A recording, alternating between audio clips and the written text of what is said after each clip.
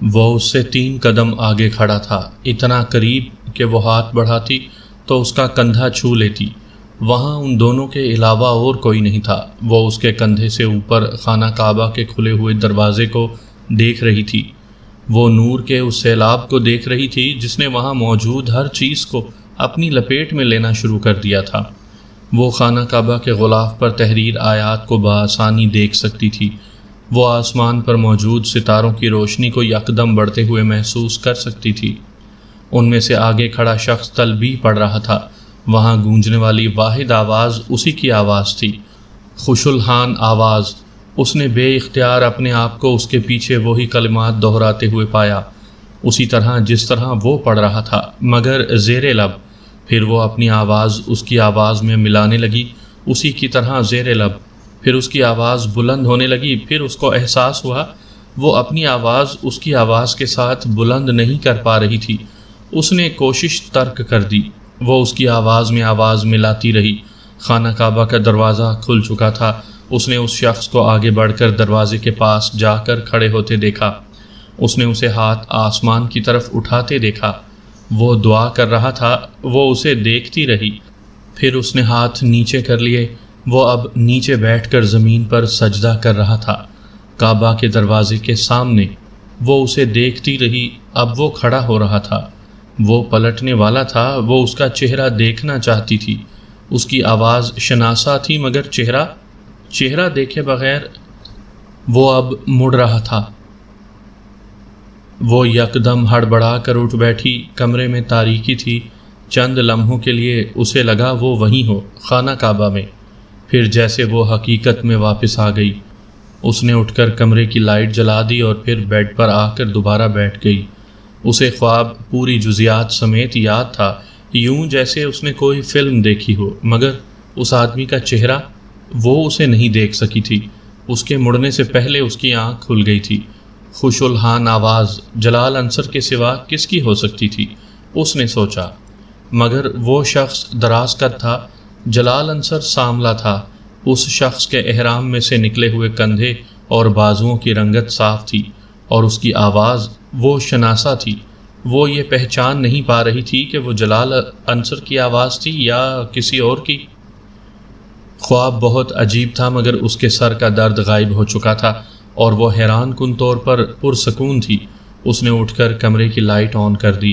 وال کلاک 1 بجا رہا تھا۔ امامہ کو یاد آیا وہ رات کو عشاء کی نماز کے پڑھے بغیر ہی سو گئی تھی۔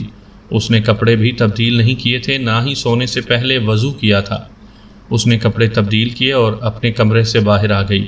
سیدہ اماں کے کمرے کی روشنی نہیں تھی، وہ سو رہی تھی۔ پورے گھر میں گہری خاموشی چھائی ہوئی تھی۔ صحن میں بلب جل رہا تھا۔ ہلکی ہلکی دھند کی موجودگی بھی بلب کی روشنی میں محسوس کی جا سکتی تھی۔ صحن کی دیواروں کے ساتھ چڑھی سبز بیلیں سرخ اینٹوں کی دیواروں کے ساتھ بالکل ساکت تھیں۔ وہ وضو کرنے کے لیے صحن کے دوسری طرف موجود باتھ روم میں جانا چاہتی تھی، مگر صحن میں جانے کے بجائے وہ برآمدے کے ستون کے پاس آ کر بیٹھ گئی۔ اپنے سویٹر کی آستینوں کو اوپر کرتے ہوئے اس نے اپنی شرٹ کی آستینوں کے بٹن کھولتے ہوئے انہیں اوپر فولڈ کر دیا۔ چند لمحوں کے لیے اسے جھرجھری آئی، خنکی بہت زیادہ تھی۔ پھر وہ ان بیلوں کو دیکھنے لگی۔ ایک بار پھر جلال انصر کے ساتھ شام کو ہونے والی ملاقات اسے یاد آ رہی تھی، مگر اس بار اس کی باتوں کی گونج اسے اشک بار نہیں کر رہی تھی۔ دستگیری میری تنہائی کی تو نے ہی تو کی، میں تو مر جاتا گر ساتھ نہ ہوتا تیرا۔ طے بطے تیرگیاں ذہن پر جب ٹوٹتی ہیں، نور ہو جاتا ہے کچھ اور حویدہ تیرا۔ کچھ نہیں مانگتا شاہوں سے یہ شیدا تیرا، اس کی دولت ہے فقط نقش کفے پا تیرا۔ ایک افسردہ سی مسکراہٹ اس کے ہونٹوں پر نمودار ہوئی۔ گزرے ہوئے پچھلے 8.5 سالوں میں یہ آواز اور یہ الفاظ اس کے ذہن سے کبھی معدوم نہیں ہوئے تھے، اور پھر اسے کچھ دیر پہلے کے خواب میں سنائی دینے والی وہ دوسری آواز یاد آئی، لبیک اللہم لبیک لبیک لا شریک لک لبیک ان الحمد والنعمت لک والملک لا شریک لک۔ وہ آواز مانوس اور شناسا تھی، مگر جلال انصر کی آواز کے علاوہ وہ اور کسی کی آواز واقف نہیں تھی۔ آنکھیں بند کر کے اس نے خواب میں دیکھے ہوئے اس منظر کو یاد کرنے کی کوشش کی۔ مقام ملتزم، خانہ کعبہ کا کھلا دروازہ، غلاف کعبہ کی وہ روشن آیات، وہ پرسکون ٹھنڈی معطر رات، خانہ کعبہ کے دروازے سے پھوٹتی وہ دودھیا روشنی اور سجدہ کرتا تلبیہ پڑھتا وہ مرد۔ امامہ نے آنکھیں کھول دیں۔ کچھ دیر تک وہ صحن میں اتری دھند میں نظریں جمائے اس آدمی کے بارے میں سوچتی رہی۔ اس آدمی کے برہنہ کندھے کی پشت پر ہلکے ہلکے بالوں کے زخم کا ایک مندمل شدہ نشان تھا۔ امامہ کو حیرت ہو رہی تھی۔ خواب کی اس طرح کی جزیات اسے پہلے کبھی یاد نہیں رہی تھی۔ اس نے زندگی میں پہلی بار خانہ کعبہ کو خواب میں دیکھا تھا اور وہاں بیٹھے اسے خواہش ہوئی تھی کہ کاش وہ کبھی اسی طرح مسجد نبوی صلی اللہ علیہ وآلہ وسلم میں روضہ رسول صلی اللہ علیہ وآلہ وسلم کے سامنے کھڑی ہو، اسی طرح مسجد نبوی صلی اللہ علیہ وآلہ وسلم خالی ہو، وہاں صرف وہ ہو۔ وہ اندازہ نہیں کر سکی کہ وہ کتنی دیر وہاں اسی طرح بیٹھی رہی۔ وہ اپنے گرد و پیش میں تب لوٹی تھی جب سیدہ اماں تہجد پڑھنے کے لیے وضو کرنے کی خاطر باہر صحن میں نکلی تھی۔ امامہ کو وہاں اس وقت دیکھ کر وہ حیران ہوئی تھی۔ تمہارے سر کا درد کیسا ہے؟ اس کے پاس کھڑے ہو کر انہوں نے پوچھا۔ اب تو درد نہیں ہے۔ امامہ نے سر اٹھا کر انہیں دیکھا۔ رات کو کھانا کھائے بغیر ہی سو گئی تھی؟ وہ اس کے پاس برآمدے کے ٹھنڈے فرش پر بیٹھتے ہوئے بولیں۔ وہ خاموش رہی۔ سیدہ اماں ایک گرم اونی شال اوڑھے ہوئے تھیں۔ امامہ نے ان کے کندھے پر اپنا چہرہ ٹکا دیا۔ اس کے سن چہرے کو گرم شال سے ایک عجیب سی آسودگی کا احساس ہوا۔ اب تم شادی کر لو آمنہ، سیدہ اماں نے اس سے کہا۔ وہ اسی طرح گرم شال میں اپنا چہرہ چھپائے رہی۔ سیدہ اماں پہلی بار یہ بات نہیں کہہ رہی تھی۔ آپ کر دیں؟ وہ ہمیشہ ان کی اس بات پر خاموشی اختیار کر لیتی تھی۔ کیوں؟ وجہ وہ خود بھی نہیں جانتی تھی، لیکن آج پہلی بار وہ خاموش نہیں رہی تھی۔ تم سچ کہہ رہی ہو؟ سیدہ اماں اس کی بات پر حیران ہوئی تھیں۔ میں سچ کہہ رہی ہوں۔ امامہ نے سر ان کے کندھوں سے اٹھا لیا۔ تمہیں کوئی پسند ہے؟ سیدہ اماں نے اس سے پوچھا۔ وہ سر جھکائے صحن کے فرش کو دیکھ رہی تھی۔ کوئی مجھے پسند ہے؟ نہیں، مجھے کوئی بھی پسند نہیں ہے۔ سیدہ اماں کو اس کی آواز بھرائی ہوئی لگی۔ اس سے پہلے کہ وہ اس سے کچھ کہتی، اس نے ایک بار پھر ان کی شال میں اپنا چہرہ چھپا لیا۔ تمہاری شادی ہو جائے تو میں بھی انگلینڈ چلی جاؤں گی، انہوں نے اس کے سر کو تھپ تھپاتے ہوئے کہا، اور اس کے سر کو تھپ تھپاتے ہوئے انہیں احساس ہوا کہ وہ ان کی شال میں منہ چھپائے ہچکیوں سے رو رہی تھی۔ آمنہ، آمنہ بیٹا، کیا ہوا؟ انہوں نے پریشان ہو کر اس کا چہرہ اٹھانے کی کوشش کی۔ وہ کامیاب نہیں ہوئی۔ وہ اسی طرح ان کے ساتھ لگ کر روتی رہی۔ اللہ کے لیے کچھ تو بتاؤ، کیوں رو رہی ہو؟ وہ دل گرفتہ ہو گئیں۔ کچھ نہیں، بس ایسے ہی سر میں درد ہو رہا ہے۔ انہوں نے زبردستی اس کا گیلا چہرہ اوپر کیا تھا۔ وہ اب اپنی آستینوں سے چہرہ پونچھتے ہوئے اٹھ کھڑی ہوئی۔ اس نے سیدہ اماں سے آنکھیں نہیں ملائی تھیں۔ سیدہ اماں ہکا بکا اسے باتھ روم کی طرف جاتے دیکھتی رہیں۔ سیدہ اماں اس کی شادی کی بات کرنے والی اکیلی نہیں تھی۔ اس کی تعلیم مکمل ہونے کے بعد ڈاکٹر ثبت علی نے ایک بار پھر اس سے شادی کا ذکر کیا تھا۔ وہ نہیں جانتی تب اس نے کیوں انکار کر دیا تھا، یہ جاننے کے باوجود کہ وہ اب آزاد تھی۔ مجھے کچھ عرصے جاب کر لینے دیں، اس کے بعد میں شادی کر لوں گی، اس نے ڈاکٹر ثبت علی سے کہا تھا۔ شاید یہ پچھلے کئی سالوں سے ڈاکٹر ثبت علی پر مالی طور پر ایک بوجھ بننے کا احساس تھا، جس سے وہ نجات حاصل کرنا چاہتی تھی، یا پھر کہیں اس کے لاشعور میں یہ چیز تھی کہ ڈاکٹر ثبت علی کو اس کی شادی پر ایک بار پھر اخراجات کرنے پڑیں گے، اور وہ یہ چاہتی تھی کہ وہ ان اخراجات کے لیے خود کچھ جمع کرنے کی کوشش کر لے۔ اس نے یہ بات ڈاکٹر ثبت علی کو نہیں بتائی تھی، مگر اس نے ان سے جاب کی اجازت لے لی تھی۔ شاید وہ کچھ عرصہ ابھی مزید جاب کرتی رہتی، مگر جلال انصر سے اس ملاقات کے بعد وہ ایک تکلیف دہ ذہنی دھچکے سے دوچار ہوئی تھی، اور اس نے یکدم سیدہ اماں کے سامنے ہتھیار ڈال دیے تھے۔ وہ نہیں جانتی تھی سیدہ اماں نے ڈاکٹر ثبت علی سے اس بات کا ذکر کیا یا نہیں، مگر وہ خود ان دنوں مکمل طور پر اس کے لیے رشتے کی تلاش میں سرگرداں تھی، اور اس کوشش کا نتیجہ فہد کی صورت میں نکلا تھا۔ فہد ایک کمپنی میں ایک اچھے عہدے پر کام کر رہا تھا، اور اس کی شہرت بھی بہت اچھی تھی۔ فہد کے گھر والے اسے پہلی ہی بار دیکھ کر پسند کر گئے تھے، اور اس کے بعد سیدہ اماں نے ڈاکٹر ثبت علی سے اس رشتے کی بات کی۔ ڈاکٹر ثبت علی کو کچھ تأمل ہوا، شاید وہ اس کی شادی اب بھی اپنے جاننے والوں میں کرنا چاہتے تھے، مگر سیدہ اماں کی فہد اور اس کے گھر والوں کی بے پناہ تعریفوں کے بعد اور فہد اور اس کے گھر والوں سے خود ملنے کے بعد انہوں نے سیدہ اماں کی پسند پر کوئی اعتراض نہیں کیا تھا۔ البتہ انہوں نے فہد کے بارے میں بہت چھان بین کروائی تھی اور پھر وہ بھی مطمئن ہو گئے تھے۔ فہد کے گھر والے 1 سال کے اندر شادی کرنا چاہتے تھے، لیکن پھر اچانک انہوں نے چند ماہ کے اندر شادی پر اصرار کرنا شروع کر دیا۔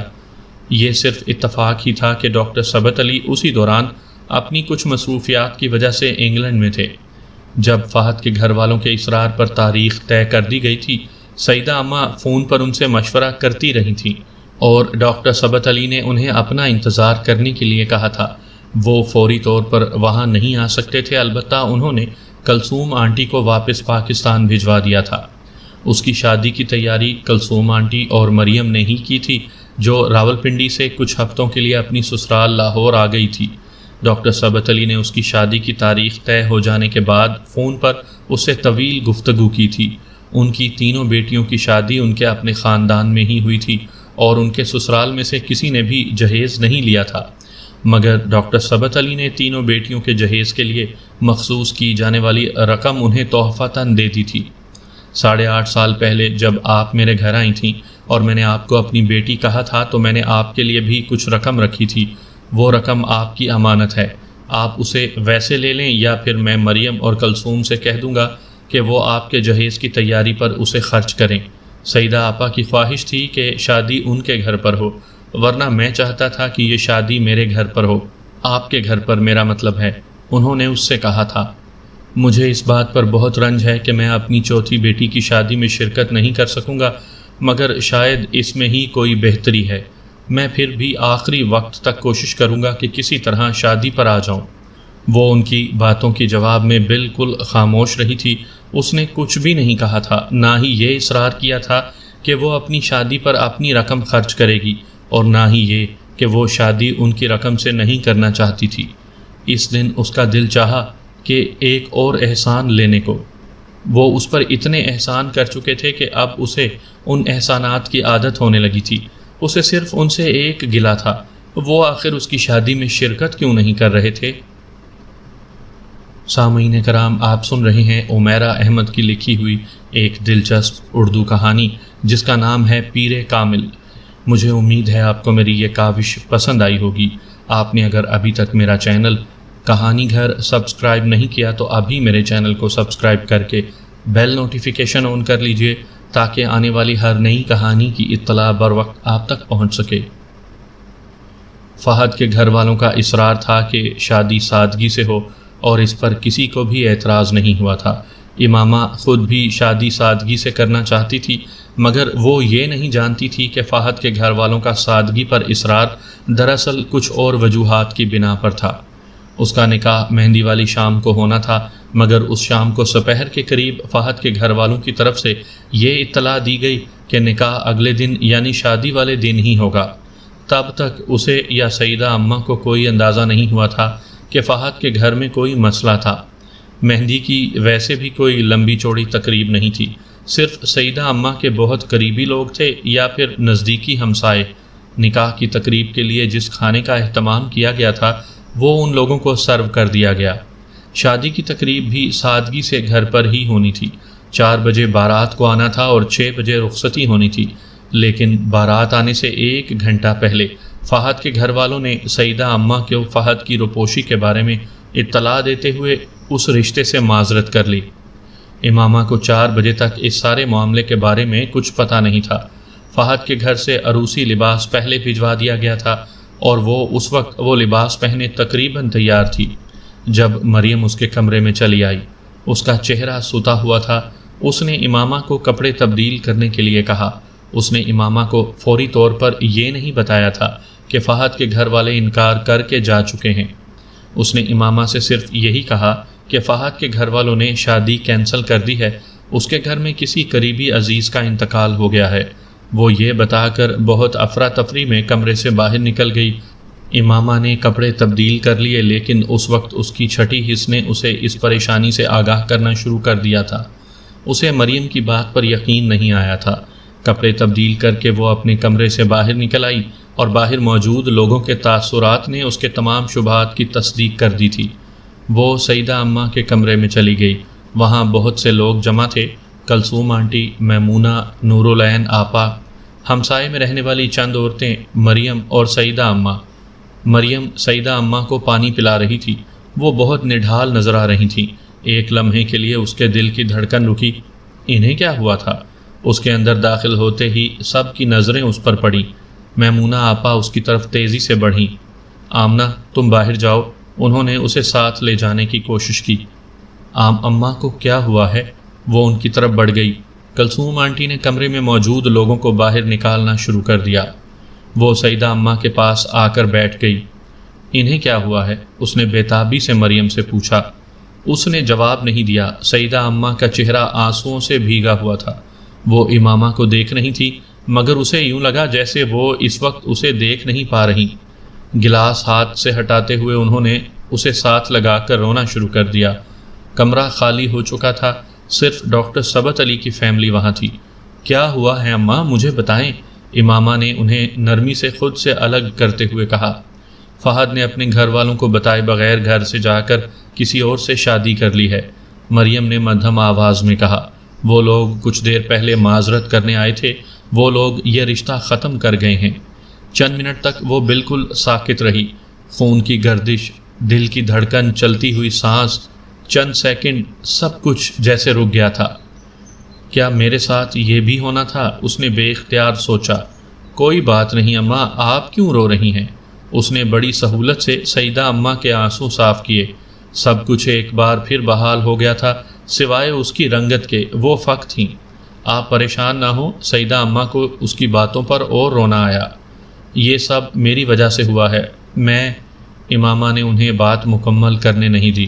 اماں چھوڑیں نا، کوئی بات نہیں، آپ پریشان نہ ہوں، آپ لیٹ جائیں، کچھ دیر آرام کر لیں۔ وہ انہیں پرسکون کرنے کی کوشش کر رہی تھی۔ میں تمہارے دل کی حالت کو سمجھتی ہوں، میں تمہارے غم کو جانتی ہوں۔ آمنہ میری بچی، مجھے معاف کر دو، یہ سب میری وجہ سے ہوا ہے۔ انہیں تسلی نہیں ہو پا رہی تھی۔ مجھے کوئی غم نہیں ہے اماں، کوئی تکلیف نہیں ہے، میں بالکل ٹھیک ہوں، اس نے مسکراتے ہوئے سیدہ اماں سے کہا۔ سیدہ اماں یکدم روتے ہوئے اٹھ کر باہر نکل گئیں۔ امامہ کسی سے کوئی بات کہے بغیر ایک بار پھر اپنے کمرے میں چلی آئی۔ اس کے بیڈ پر تمام چیزیں اسی طرح پڑی ہوئی تھیں۔ اس نے انہیں سمیٹنا شروع کر دیا۔ اس کی جگہ کوئی اور لڑکی ہوتی تو اس وقت وہاں بیٹھی رو رہی ہوتی، مگر وہ غیر معمولی طور پر پرسکون تھی۔ اگر میں جلال کے نام ملنے پر صبر کر سکتی ہوں تو یہ تو پھر ایک ایسا شخص تھا جس کے ساتھ میری کوئی جذباتی وابستگی نہیں تھی۔ اس نے اپنے عروسی لباس کو طے کرتے ہوئے سوچا، زیادہ سے زیادہ کیا ہوگا، یہاں بھی لوگوں کے سامنے نظریں چرا کر اور سر جھکا کر چلنا پڑے گا، کچھ باتیں اور بے عزتی برداشت کرنی پڑے گی، تو پھر کیا ہوا، اس میں میرے لیے نیا کیا ہے۔ مریم کمرے میں داخل ہوئی اور اس کے ساتھ چیزیں سمیٹنے لگی۔ ابو کو فون کر دیا ہے، اس نے امامہ کو بتایا۔ وہ پہلی بار کچھ جھنجھلائی۔ کیوں خواہ تم لوگ انہیں تنگ کر رہے ہو؟ انہیں وہاں سکون سے رہنے دو، اتنا بڑا حادثہ ہو گیا ہے اور تم۔ اس نے مریم کی بات کاٹ دی۔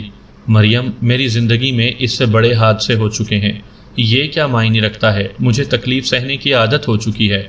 تم سیدہ اماں کو تسلی دو، مجھے کچھ نہیں ہوا، میں بالکل ٹھیک ہوں، اور ابو کو بھی خواہ تنگ نہ کرو، وہ وہاں پریشان ہوں گے۔ مریم کو چیزیں سمیٹتے ہوئے وہ ایب نارمل لگی۔ اس سے پہلے کہ وہ کچھ اور کہتی، کلثوم آنٹی سیدہ اماں کے ساتھ یکدم اندر آ گئیں۔ امامہ کو ان دونوں کے چہرے بہت عجیب لگے۔ کچھ دیر پہلے کے برعکس وہ دونوں بے حد خوش نظر آ رہی تھیں۔ اس کے کسی سوال سے پہلے کلثوم آنٹی نے اسے سالار کے بارے میں بتانا شروع کر دیا۔ وہ دم بخود ان کی باتیں سن رہی تھی۔ اگر تمہیں اعتراض نہ ہو تو تمہارا نکاح اس سے کر دیا جائے، آنٹی نے اس سے پوچھا۔ ثبت علی اسے بہت اچھی طرح جانتے تھے، وہ بہت اچھا لڑکا ہے۔ وہ اسے تسلی دینے کی کوشش کر رہی تھی۔ اگر ابو اسے جانتے ہیں تو ٹھیک ہے، مجھے کوئی اعتراض نہیں، آپ جیسا بہتر سمجھیں کریں۔ اس کا ایک دوست تم سے کچھ باتیں کرنا چاہتا ہے، وہ اس مطالبے پر کچھ حیران ہوئی تھی، مگر اس نے فرقان سے ملنے سے انکار نہیں کیا۔ میرے دوست نے 8-9 سال پہلے ایک لڑکی سے نکاح کیا تھا اپنی پسند سے۔ وہ چپ چاپ فرقان کو دیکھتی رہی۔ وہ آپ سے شادی پر تیار ہے، مگر وہ اس لڑکی کو طلاق دینا نہیں چاہتا۔ کچھ وجوہات کی بنا پر وہ لڑکی اس کے ساتھ نہیں رہی، لیکن وہ اب بھی اسے اپنے گھر میں رکھنا چاہتا ہے۔ اس نے مجھ سے کہا ہے کہ میں آپ کو یہ سب باتیں بتا دوں تاکہ اگر آپ کو اس پر کوئی اعتراض ہو تو اس بات کو یہیں ختم کر دیں گے، لیکن میں آپ سے یہ بات کہنا چاہتا ہوں کہ شاید وہ لڑکی اسے کبھی بھی نہ ملے۔ 8-9 سال سے اس کا میرے دوست سے کوئی رابطہ نہیں ہے۔ یہ ایک موہوم سی امید ہے جس پر وہ اس کا انتظار کر رہا ہے۔ ڈاکٹر ثبت علی صاحب آپ کو اپنی بیٹی سمجھتے ہیں اور اس حوالے سے آپ میری بہن کی طرح ہیں۔ اس وقت اس صورتحال سے نکلنے کے لیے یہی بہتر ہے کہ آپ اس سے شادی کر لیں۔ وہ لڑکی اسے کبھی بھی نہیں ملے گی، کیونکہ نہ تو وہ اسے پسند کرتی تھی اور نہ ہی آج تک اس نے اس سے کوئی رابطہ کرنے کی کوشش کی ہے، اور پھر اتنا لمبا عرصہ گزر چکا ہے۔ وہ اس کا چہرہ دیکھتی رہی۔ دوسری بیوی تو امامہ ہاشم، یہ ہے تمہاری وہ تقدیر جو اب تک تم سے پوشیدہ تھی، اس نے سوچا۔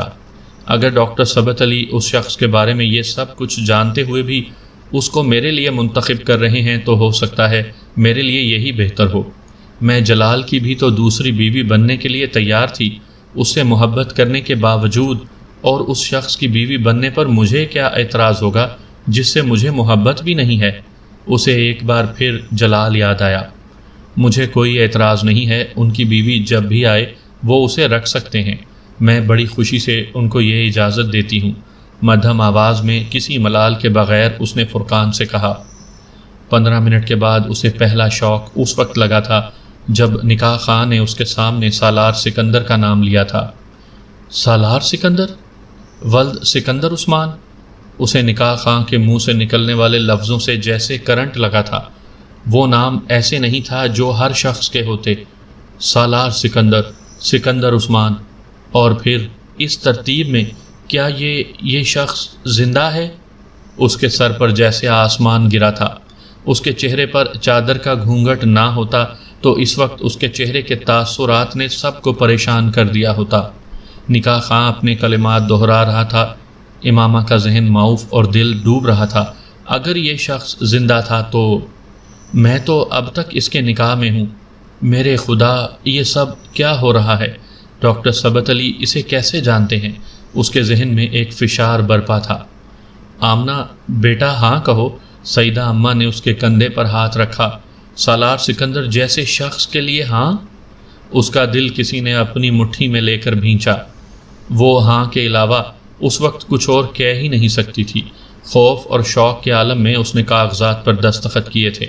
کاش کوئی معجزہ ہو، یہ وہ سالار سکندر نہ ہو، یہ سب ایک اتفاق ہو۔ اس نے اللہ سے دعا کی تھی۔ ان سب لوگوں کے کمرے سے چلے جانے کے بعد مریم نے اس کے چہرے سے چادر ہٹا دی۔ اس کے چہرے کا رنگ بالکل سفید ہو چکا تھا۔ کیا ہوا؟ مریم کی تشویش میں اضافہ ہو گیا۔ وہ سمجھ نہیں سکی وہ اس سے کیا کہہ رہی تھی۔ اس کا ذہن کہیں اور تھا۔ Maryam, just do me a favour. اس نے مریم کا ہاتھ پکڑ لیا۔ میں نے نکاح کر لیا ہے مگر میں آج رخصتی نہیں چاہتی۔ تم سیدہ اماں سے کہو میں ابھی رخصتی نہیں چاہتی۔ اس کے لہجے میں کچھ نہ کچھ ایسا ضرور تھا کہ مریم اٹھ کر باہر نکل گئی۔ وہ بہت جلد ہی واپس آ گئی۔ امامہ، رخصتی نہیں ہو رہی ہے، سالار بھی رخصتی نہیں چاہتا۔ امامہ کے ہاتھوں کی کپ کپاہٹ کچھ کم ہو گئی۔ ابو کا فون آنے والا ہے تمہارے لیے، وہ تم سے کچھ بات کرنا چاہتے ہیں۔ اس نے امامہ کو مزید اطلاع دی۔ وہ فون سننے کے لیے دوسرے کمرے میں آ گئی۔ انہوں نے کچھ دیر بعد اسے فون کیا تھا۔ وہ اسے مبارکباد دے رہے تھے۔ امامہ کا دل رونے کا چاہا۔ سالار بہت اچھا انسان ہے، وہ کہہ رہے تھے۔ میری خواہش تھی کہ آپ کی شادی اسی سے ہو، مگر چونکہ آپ سیدہ آپا کے پاس رہ رہی تھی اس لیے میں نے ان کی خواہش اور انتخاب کو مقدم سمجھا۔ وہ سانس لینے تک کے قابل نہیں رہی تھی۔ مجھے یہ علم نہیں تھا کہ سالار نے اس سے پہلے کبھی شادی کی تھی، مگر تھوڑی دیر پہلے فرقان نے مجھے اس کے بارے میں بتایا ہے۔ وہ صرف ضرورتاً کیا جانے والا کوئی نکاح تھا۔ فرقان نے مجھے تفصیل نہیں بتائی اور میں سمجھتا ہوں کہ اس کی ضرورت بھی نہیں ہے۔ میرے جاننے والوں میں سالار سے اچھا کوئی اور شخص ہوتا تو اس کے نکاح کے بارے میں جان لینے کے بعد میں آپ کی شادی سالار سے کرنے کے بجائے کہیں اور کر دیتا، لیکن میرے ذہن میں سالار کے علاوہ اور کوئی آیا ہی نہیں۔ آپ خاموش کیوں ہیں آمنہ؟ انہیں بات کرتے کرتے اس کا خیال آیا۔ ابو، آپ واپس کب آئیں گے؟ میں 1 ہفتے تک آ رہا ہوں، ڈاکٹر ثبت علی نے کہا۔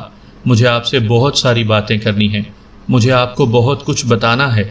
آپ خوش نہیں ہیں؟ ڈاکٹر ثبت علی کو اس کے لہجے نے پریشان کیا۔ آپ پاکستان آ جائیں پھر میں آپ سے بات کروں گی، اس نے حتمی لہجے میں کہا۔ وہ رات کو سونے سے پہلے وضو کے لیے باتھ روم میں گئی۔ وضو کر کے واپس آتے ہوئے اپنے کمرے میں جانے کے بجائے وہ صحن میں برآمدے کی سیڑھیوں پر بیٹھ گئی۔ گھر میں اس وقت کوئی مہمان نہیں تھا۔ وہ اور سیدہ اماں ہمیشہ کی طرح تنہا تھے۔ سیدہ اماں تھکاوٹ کی وجہ سے بہت جلد سو گئی تھیں۔ وہ ملازمہ کے ساتھ گھر میں موجود کام نپٹاتی رہی۔ 10:30 بجے کے قریب ملازمہ بھی اپنا کام ختم کر کے سونے کے لیے چلی گئی۔ وہ شادی کے کاموں کی وجہ سے پچھلے کچھ دنوں سے وہیں رہ رہی تھی۔ امامہ کچن اور اپنے کمرے کے بہت سے چھوٹے چھوٹے کام نپٹاتی رہی۔ وہ جس وقت ان سب کاموں سے فارغ ہوئی اس وقت رات کے 12:30 بج رہے تھے۔ وہ بہت تھک چکی تھی، مگر سونے سے پہلے وضو کرنے کے بعد صحن سے گزرتے ہوئے یکدم ہی اس کا دل اپنے کمرے میں جانے کا نہیں چاہا۔ وہ وہیں برآمدے میں بیٹھ گئی۔ صحن میں جلنے والی روشنیوں میں اس نے اپنا ہاتھ اور کلائیوں پر لگی ہوئی مہندی دیکھی۔ مہندی بہت اچھی رچی تھی۔ اس کے ہاتھ کوہنیوں تک سرخ بیل بوٹوں سے بھرے ہوئے تھے۔ اس نے کل بہت سالوں کے بعد پہلی بار بڑے شوق سے مہندی لگوائی تھی۔ اسے مہندی بہت پسند تھی۔ تہواروں کے علاوہ بھی وہ اکثر اپنے ہاتھوں پر مہندی لگایا کرتی تھی، مگر 8.5 سال پہلے اپنے گھر سے نکل آنے کے بعد اس نے کبھی مہندی نہیں لگائی تھی۔ غیر محسوس طور پر ان تمام چیزوں سے اس کی دلچسپی ختم ہو گئی تھی، مگر 8.5 سال کے بعد پہلی بار اس نے بڑے شوق سے اپنے ہاتھوں پر نقش و نگار بنوائے تھے، نہ صرف ہاتھوں پر بلکہ پیروں پر بھی۔ وہ اپنے پیروں کو دیکھنے لگی۔ شال کو اپنے گرد لپیٹتے ہوئے اس نے اپنے ہاتھوں اور بازوؤں کو اس کے نیچے چھپا لیا۔ اسجد سے جلال، جلال سے فہد اور فہد سے سالار، ایک شخص کو میں نے رد کیا، 2 نے مجھے رد کیا، اور چوتھا شخص جو میری زندگی میں شامل ہوا وہ سب سے بدترین ہے، سالار سکندر۔ اس کے اندر دھواں سا بھر گیا۔ وہ اپنے اسی حلیے کے ساتھ اس کے سامنے تھا، کھلا گریبان، گلے میں لٹکتی زنجیر، ہیئر بینڈ میں بندھے بال، چبھتی ہوئی تضحیک آمیز نظریں، دائیں گال پر مذاق اڑاتی مسکراہٹ کے ساتھ پڑنے والا ڈمپل، کلائیوں میں لٹکتے بینڈز اور بریسلٹ، عورتوں کی تصویروں والی تنگ جینز۔ وہ جیسے اس کی زندگی کے سب سے خوبصورت خواب کی سب سے بھیانک تعبیر بن کر سامنے آیا تھا۔ اس کے دل میں سالار سکندر کے لیے ذرہ برابر عزت نہیں تھی۔ میں نے زندگی میں بہت سی غلطیاں کی ہیں، مگر میں اتنی بری نہیں ہوں کہ تمہارے جیسا برا مرد میری زندگی میں آئے۔ اس نے کئی سال پہلے فون پر اس سے کہا تھا۔ شاید اسی لیے جلال نے بھی تم سے شادی نہیں کی، کیونکہ نیک مردوں کے لیے نیک عورتیں ہوتی ہیں، تمہارے جیسی نہیں، سالار نے جواباً کہا تھا۔ امامہ نے اپنے ہونٹ بھینچ لیے۔ چاہے کچھ ہو جائے سالار، میں تمہارے ساتھ نہیں رہوں گی، تم واقعی مر جاتے تو زیادہ اچھا تھا، وہ بڑبڑائی تھی۔ اس وقت ایک لمحے کے لیے بھی اسے خیال نہیں آیا تھا کہ سالار نے کبھی اس پر کوئی احسان کیا تھا۔ ڈاکٹر ثبت علی جس رات پاکستان واپس آئے تھے اس رات امامہ ان کے گھر پر ہی تھی، مگر رات کو اس نے ان سے سالار کے بارے میں کوئی بات نہیں کی۔ مریم ابھی لاہور میں ہی تھی، اس لیے وہ سب آپس میں خوش گپیوں میں مصروف رہے۔ اگلے دن صبح بھی وہ سب اسی طرح اکٹھے بیٹھے باتیں کرتے رہے۔ وہ امامہ کو ان تحائف کے بارے میں بتاتے رہے جو وہ انگلینڈ سے امامہ اور سالار کے لیے لے کر آئے تھے۔ امامہ خاموشی سے سنتی رہی۔ سالار بھائی کو تو آج افطاری پر بلائیں، یہ مریم کی تجویز تھی۔ ڈاکٹر ثبت علی نے مریم کے کہنے پر سالار کو فون کیا۔ امامہ تب بھی خاموش رہی۔ وہ دوپہر کی نماز پڑھنے کے لیے باہر جانے لگے تو امامہ ان کے ساتھ باہر پورچ تک آ گئی۔ ابو، مجھے آپ سے کچھ بات کرنی ہے، اس نے دھیرے سے کہا۔ ابھی؟ ڈاکٹر ثبت علی نے حیرانی سے کہا۔ نہیں، آپ نماز پڑھائیں پھر واپسی پر۔ وہ کچھ دیر تشویش سے اسے دیکھتے رہے اور پھر کچھ کہے بغیر باہر چلے گئے۔ میں سالار سے طلاق چاہتی ہوں۔ وہ مسجد سے واپسی پر اسے لے کر اپنی اسٹڈی میں آ گئے تھے اور امامہ نے بلا کسی تمہید یا توقف کے بعد اپنا مطالبہ پیش کر دیا۔ آمنہ؟ وہ دم بخود رہ گئے۔ میں اس کے ساتھ نہیں رہ سکتی۔ وہ مسلسل فرش پر غور کر رہی تھی۔ آمنہ، آپ کے ساتھ اس کی دوسری شادی ضرور ہے، لیکن اس کی پہلی بیوی کا کوئی پتہ نہیں ہے۔ فرقان بتا رہا تھا کہ تقریباً 9 سال سے ان دونوں میں کوئی رابطہ نہیں ہے اور شادی بھی نہیں، صرف نکاح ہوا تھا۔ ڈاکٹر ثبت علی اس کے انکار کو پہلی شادی کے ساتھ جوڑ رہے تھے۔ کون جانتا ہے وہ کہاں ہے کہاں نہیں۔ 9 سال بہت لمبا عرصہ ہوتا ہے۔ میں اس کی پہلی بیوی کو جانتی ہوں۔ اس نے اسی طرح سر جھکائے ہوئے کہا۔ آپ؟ ڈاکٹر ثبت علی کو یقین نہیں آیا۔ وہ میں ہوں۔ اس نے پہلی بار سر اٹھا کر انہیں دیکھا۔ وہ بولنے کے قابل نہیں رہے تھے۔ آپ کو یاد ہے 9 سال پہلے میں ایک لڑکے کے ساتھ اسلام آباد سے لاہور آئی تھی، جس کے بارے میں آپ نے مجھے بعد میں بتایا تھا کہ میری فیملی نے اس کے خلاف FIR درج کروائی ہے؟ سالار سکندر؟ ڈاکٹر ثبت علی نے بے اختیار اس کی بات کاٹی۔ یہ وہی سالار سکندر ہے۔ امامہ نے اسبات میں سر ہلایا۔ وہ جیسے شوق میں تھے۔ سالار سکندر سے ان کی فرقان کے توسط سے پہلی ملاقات امامہ کے گھر سے چلے آنے کے 4 سال بعد ہوئی تھی، اور ان کے ذہن میں کبھی یہ نہیں آیا کہ اس سالار کا امامہ سے کوئی تعلق ہو سکتا تھا۔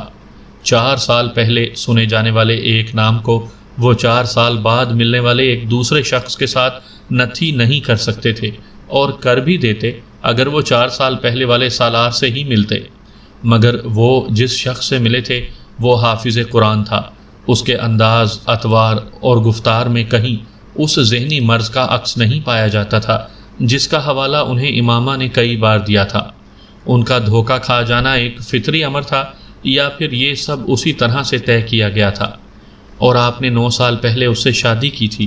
وہ ابھی بھی بے یقینی کا شکار تھے۔ صرف نکاح، اس نے مدھم آواز میں کہا، اور پھر اس نے انہیں سب کچھ بتا دیا۔ ڈاکٹر ثبت علی بہت دیر خاموش رہے تھے، پھر انہوں نے ایک گہرا سانس لیتے ہوئے کہا، آپ کو مجھ پر اعتبار کرنا چاہیے تھا آمنہ، میں آپ کی مدد کر سکتا تھا۔ امامہ کی آنکھوں میں آنسو آ گئے۔ آپ ٹھیک کہتے ہیں، مجھے آپ پر اعتبار کر لینا چاہیے تھا، مگر اس وقت میرے لیے یہ بہت مشکل تھا۔ آپ کو اندازہ ہی نہیں ہے کہ میں اس وقت کس ذہنی کیفیت سے گزر رہی تھی، یا پھر شاید میری قسمت میں یہ آزمائش بھی لکھی تھی، اسے آنا ہی تھا۔